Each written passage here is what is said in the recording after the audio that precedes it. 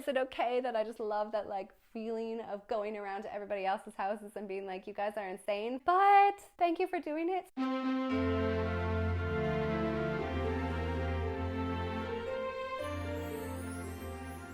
Hey guys, what's up? My name is Jenna and I'm a Canadian who has been living here in Germany since 2014. Today we're going to talk about Christmas traditions and what's better, German Christmas traditions or North American Christmas traditions. I know that it's not fair to say one is better than the other. We celebrate them different ways. We appreciate them different ways. These are just my opinions on what I've seen and experienced in Germany and in Canada and the US. But to twist it up a bit, I decided instead of just being like, yeah, both are great, I'm gonna go through 8 Christmas festivities and seasons and trees and deco and everything. And we're gonna do a point system. Whichever one ends up with the most points at the end will be, in my heart, the absolute winner of Christmas traditions.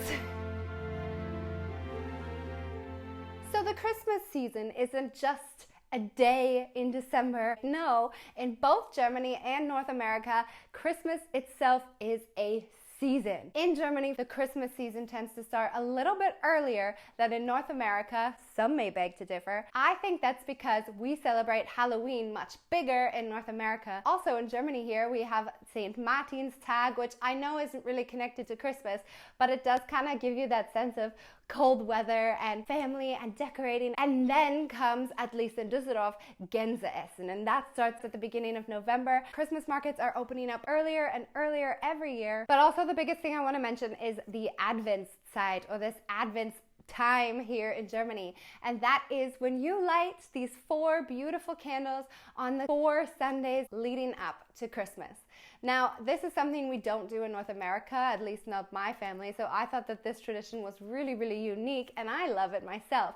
Not just because you can light the candles every Sunday, but because my family here in Germany puts a lot of effort and a lot of time and planning into actually spending time together as a family on those Advent Sundays. And I really like that because it's not just like this shopping craze and like going out to parties and celebrating Christmas every possible way you can. They designate these Sundays to doing something with the family, whether that's baking cookies, chopping down a Christmas tree, going out for Gänseessen. I also think that their Advent calendars in Germany are like out of this world insane. Almost too much so now, but you can go and you can choose any Advent calendar you want. They are like Pinterest perfect Advent calendars. A lot of people make them by hand and buy 24 spectacular little gifts and wrap them up individually. And I know that a lot of people do that in North America as well. But when I say Germans take it to a whole nother level, just take my word for it. And then also you've got St. Nicholas. So that's on December 6th, and this is when the kids put their boots out in front of the door and St. Nicholas comes and fills them with candy, clementines, or money, or gifts, or what have you. But these are all things leading up to the Christmas season in Germany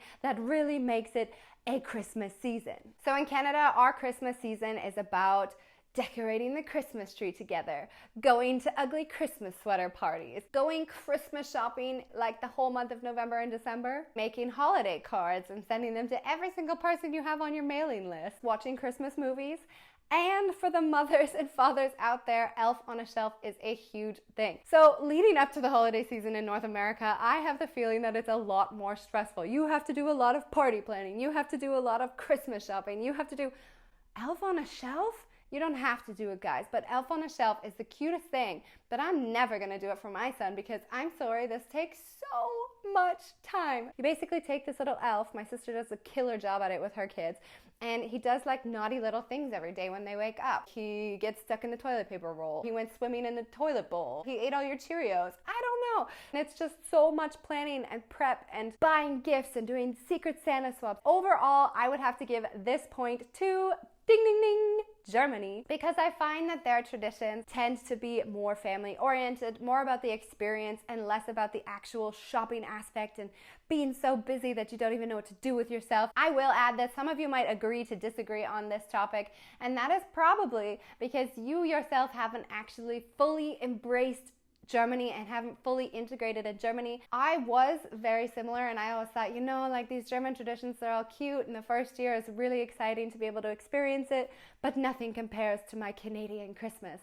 And I have to be honest, things did change actually in my German language courses. And I know that kind of sounds a little bit silly, but this is where you learn the language, but then you also learn a lot about culture and traditions here. And when it's the Christmas season, my German language teachers would of course bring up these different topics and tell you about all these exciting things, and you really start to be able to relate well. I've mentioned this before, but I took a bunch of Lingoda classes. I could pick and choose my teachers. Pretty much every single one of them would bring up Christmas traditions, whether we were learning about grammar or vocab. And for me, this really was a game changer, not only integrating into Christmas tradition, but in general, just learning the language. So if you haven't heard of Lingoda before, they are an online language school that connects students from around the world at any hour of the day, really, and always immerses their students in these really culturally packed amazing courses with native speaking teachers who are honestly pretty cool. I've been learning German on the platform, but they also offer English or business English or French or Spanish, so you've got a lot of opportunity there as well. My favorite part about it is that I always tell you about their different cashback programs or their marathons. This basically means you have two opportunities to pay, so you can either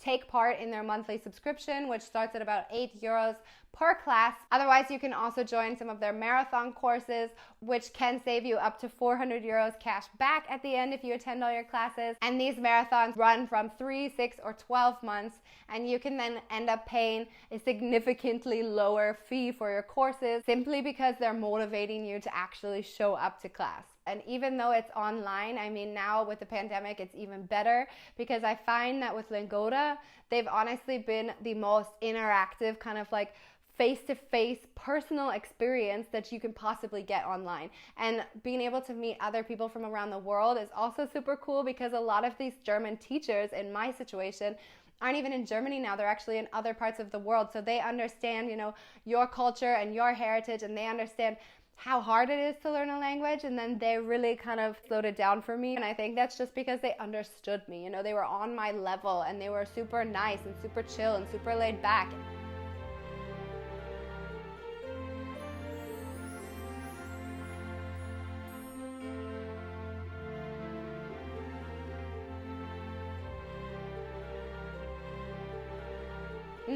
The best part about Christmas in Germany has got to be the food traditions over the holidays. Now, traditions in Canada and North America are quite different to Germany, but traditions within Germany themselves are also extremely different, which is why I find this section to be super unique. In Germany, you can have different dinners depending on where you live or perhaps how religious you are. Some people might choose to have fish or salmon with Reibekuchen or Kartoffelpuffer and Sauerkraut. Some might have sausage and Grünkohl, which is kale, and Kartoffelsalat, so potato salad. Others might choose to have raclette or fondue. In NRW, a lot of us have this Gänseessen, which is goose with a side of Knödel or Klößchen, whatever you call it, and also Rotkohl, so red cabbage. And then, of course, you've also got those sweets and those drinks like Glühwein or Lebkuchen or Zimtsterne or Vanillezipfel or Spekulatius, Marzipan everything, or Christmas Stollen, which is similar to fruit bread in North America, or Spitzbuben or Baumkuchen. The list goes on and on. Germans have like the craziest, coolest desserts and pastries for Christmas. It gets me so excited, and then I always have to start singing.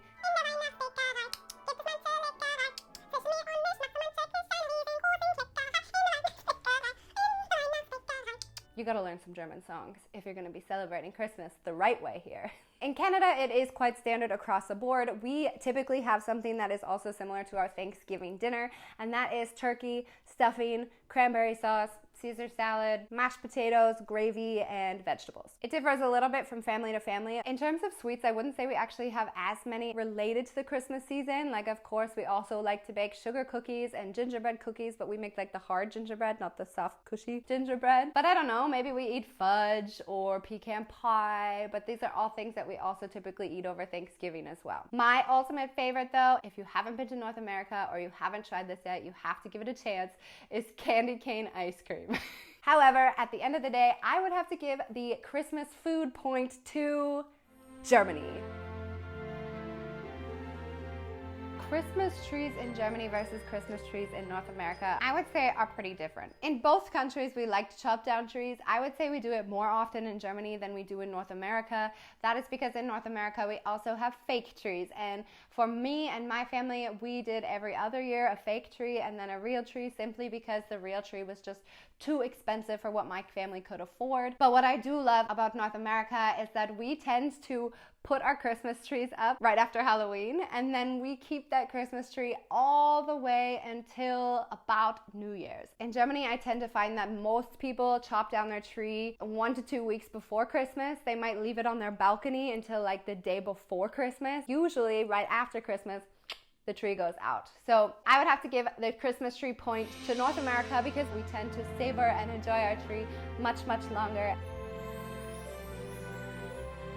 So we talked about trees, now let's talk about the deco that goes on the trees. The decoration in Germany, I would say, is quite simplistic. They often put these little like straw stars on their Christmas trees. They used to put actual like candles with clips on them. Germans also really love their Christmas stars. I think some people I know too, I go to their house, they have like 10 stars hung up all over the house.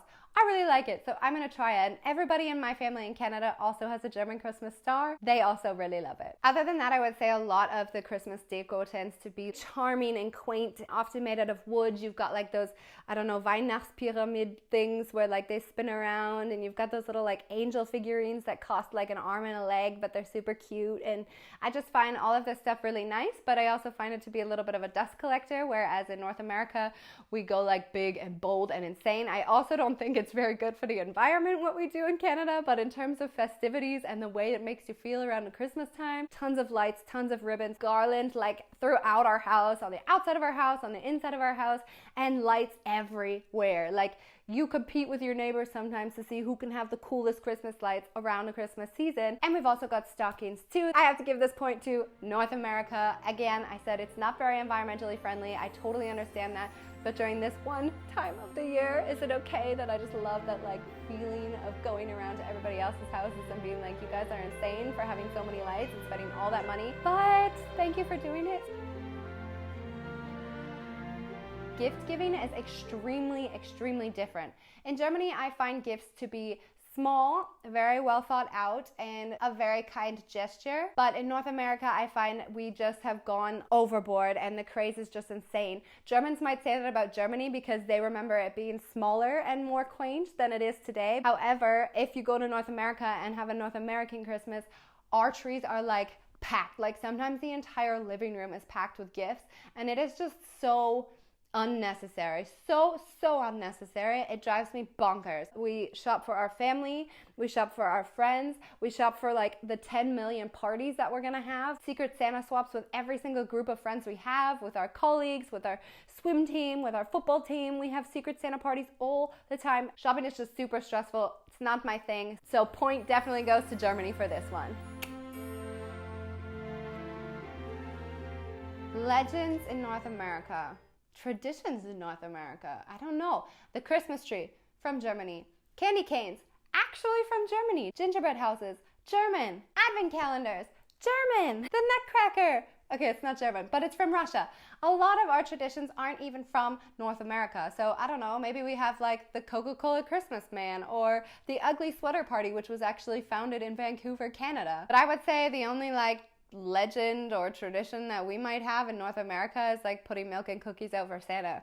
Unless you want to debunk that and tell me that's not North American. I don't know. I would say we don't have that many legends in North America. I'm already going to tell you this point 100% goes to Germany, and that is because they have some of the coolest Christmas legends. Germany is like the birthplace of all things wonderfully Christmas. But of course, there's also Krampus, which is very popular in the south of Germany, not actually in Düsseldorf where I am. However, I was able to experience this in Austria. It was amazing. I will actually link a video up here for you guys to check out. So Krampus is this horned anthropomorphic, I think that's what you call it, folklore figure in Germany and in Austria that actually accompanies Saint Nikolaus, because Saint Nikolaus will reward the children for good behavior and fill their boots, but for the naughty children, Krampus comes to give the bad little boys and girls a nice beating with these birch rods or these birch whips. Like I said, I'm giving this point to Germany because despite the fact that this is absolutely terrifying, my experience of the Krampuslauf itself was so insane. Let's talk about the very confusing topic of, is it Weihnachtsmann, Santa Claus, Christkind, Saint Nikolaus, Old Saint Nick? I'm not really sure. I'm going to tell you what I know. I'm pretty sure in Canada we use Old Saint Nick or Santa Claus, and for us they're kind of interchangeable. It's the same person. There's no like differentiating between the two. But in Germany, there's actually Saint Nikolaus, which brings the treats to fill your shoes on Saint Nikolaus Day. However, on Christmas, you actually get those presents either if you live in usually the north of Germany from the Weihnachtsmann or the south of Germany from Christkind. And Christkind is like baby Jesus, but is sometimes like a little baby girl angel. I don't really understand this part. You guys have to explain to me why. Like, is it baby Jesus? Is it a boy or is it girl angel? I'm really not sure. However, the Weihnachtsmann and Christkind are what seem to be two entirely different concepts here in Germany. Weihnachtsmann originated actually, I think, from the North American Santa Claus, which we actually got from like the Coca-Cola commercial. But Christkind is something that's a lot more religious. I also read in the news one day that the churches were really trying to differentiate the Weihnachtsmann and Christkind so that people actually understood that the Weihnachtsmann is just this like fictional character that we've made up and Christkind is the real deal. And maybe the Germans who are watching this can help me kind of like understand this whole thing a little bit better, but I'm gonna have to give this point to Canada.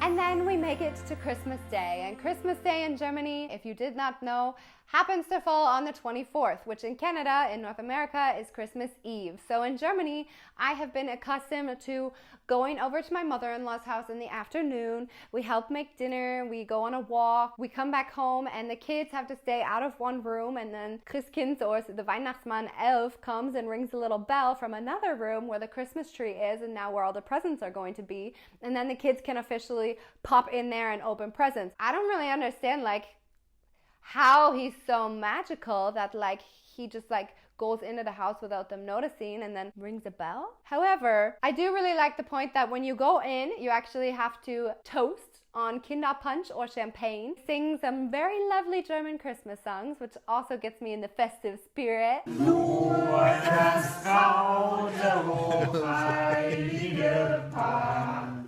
holder Knabe im Locken. And then everybody gets to open their gifts. Once all the gifts are unpacked and everything's been said and done, it is officially dinner time. For most families in Germany, the 25th and the 26th, well, it's also a holiday here, so they usually spend that with their extended families.